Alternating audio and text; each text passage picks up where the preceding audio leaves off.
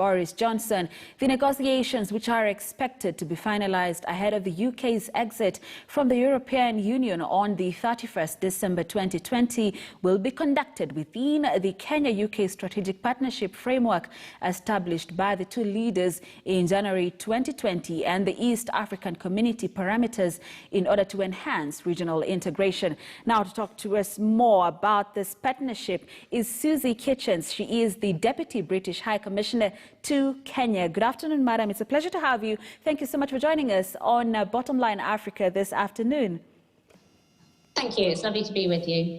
Great. Straight on to this partnership. Talk to us about it and, of course, what is expected out of, the Kenya and the UK partnership. Sure. Yes. So our leaders spoke on Saturday.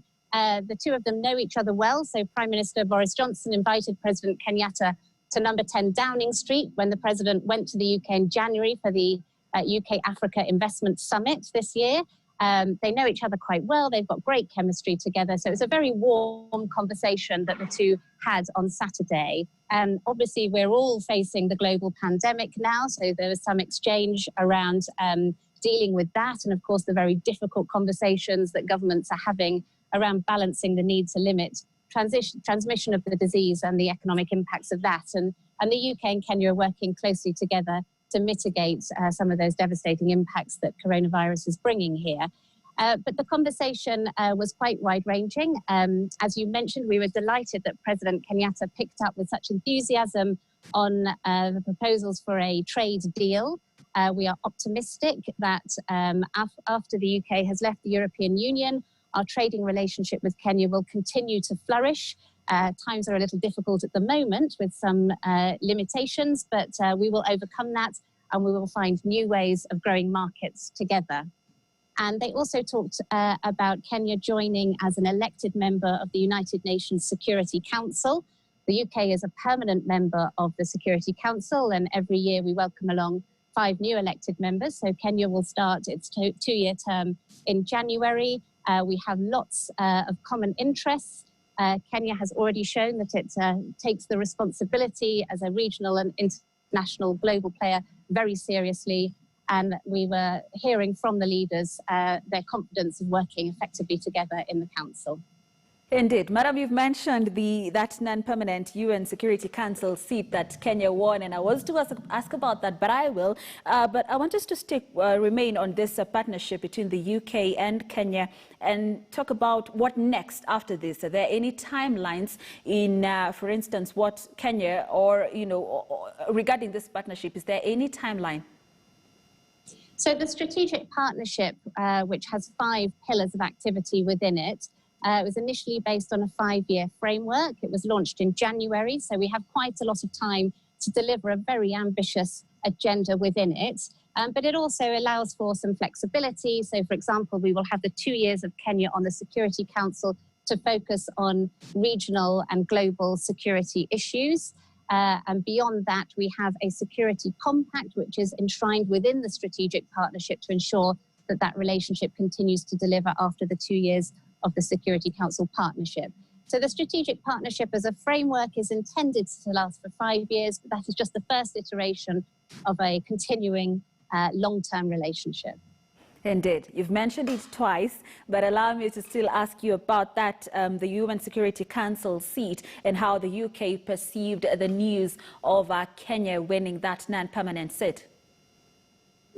We have great confidence that Kenya will be a very effective member of the United Nations Security Council. Your team put together a very strong process of promoting their credentials while they were vying for the election. The UK never reveals its voting intentions, but now we know who will be on the council. We're very much looking forward to working constructively with those partners before they join the council and, of course, while they're on the council.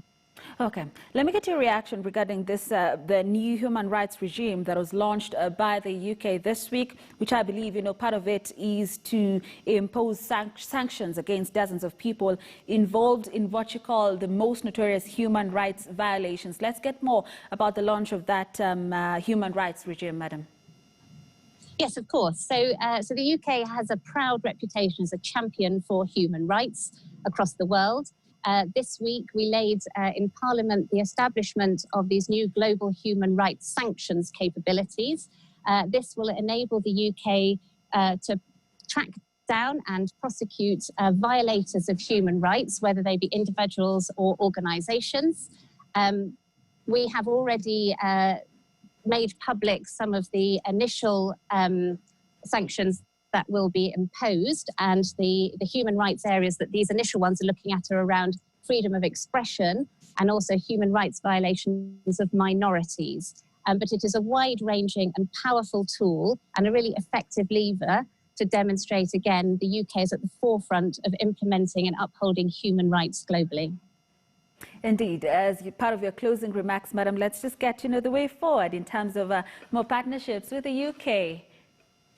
Great, thank you. Well, our partnership is very wide-ranging, but on that theme of human rights, we're very pleased that next week, together with the Inspector General of Police, we will be launching some new standard operating procedures for police. So this is the result of a long-standing partnership between the UK and the Kenyan National Police Service. The new SOPs will enshrine human rights within them, providing a framework for police who are dealing with infringements around coronavirus limitations, for example, but also across all measures, ensuring that the police themselves are protected, as are their victims, and gives them the best possible framework for effective policing. Within that, there are also measures to support gender-based violence. We know there's been a horrific spike in that over recent months, and the President mentioned that in his speech.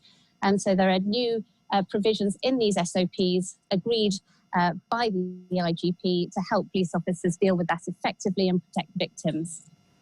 Madam, I know I said that was my last question, but now that you brought it up, I'd like to get your reaction regarding what most Kenyans have been protesting against, terming it as police brutality. Even yesterday, which was the Saba Saba Day celebrations, or the day where we mark Saba Saba Day, we still had some activists that were arrested.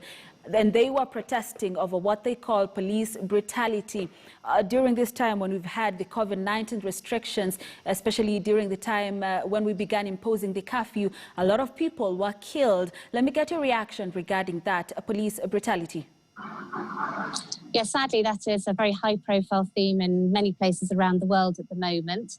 We recognise that the Inspector General of Police and Cabinet Secretary Matiang'i noted these incidents as regrettable. I mean, this should not happen, and we're very hopeful that having this partnership work underpinning the new SOPs will empower the police force to be able to police effectively, but whilst respecting human rights in a really